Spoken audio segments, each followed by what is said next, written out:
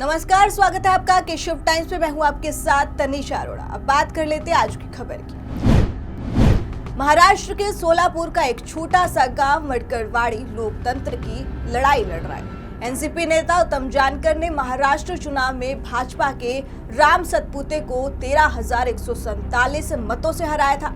EVM समर्थकों ने चुनाव आयोग के जारी गणना के आंकड़ों पर आपत्ति जताई है, जिसमें दिखाया गया था कि भाजपा उम्मीदवार को बढ़त मिली थी।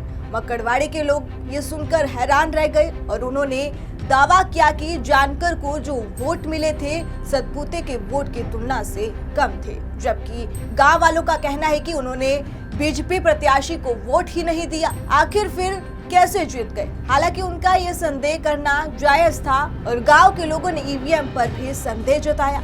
ग्रामीणों ने दोबारा चुनाव कराने का भी विचार किया, लेकिन सोलापुर जिला प्रशासन ने ग्रामीणों के मतपत्रों पर दोबारा मतदान कराने की अनुमति देने से साफ इनकार कर दिया था। इसके अलावा गांव भारी फोर्स तैनात करके कर्फ्यू भी लगाया गया।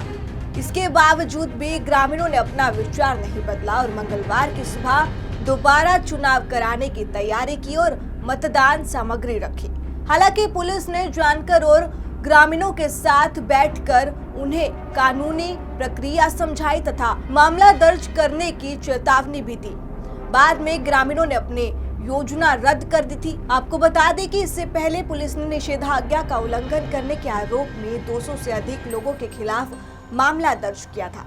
आइए आपको थोड़ा सा और गहराई से समझाते हैं। गांव के कुल योग्य मतदाता की संख्या 2000 से ज्यादा की है, जिनमें से 1900 ने 20 नवंबर को मतदान किया था। गांव ने हमेशा जानकर और मोहिते पाटिल परिवार का समर्थन किया, लेकिन इस चुनाव में जानकर को 843 वोट मिले, जबकि गांव से सतपुते को 1003 वोट मिले। एनसीपी नेता उत्तम जानकर बीजेपी प्रत्याशी सतपुते से जीत तो गया, लेकिन गांव वालों का कहना है कि मकड़वाड़ी गांव ने एनसीपी पार्टी के प्रत्याशी को इतना कम वोट नहीं दिया था।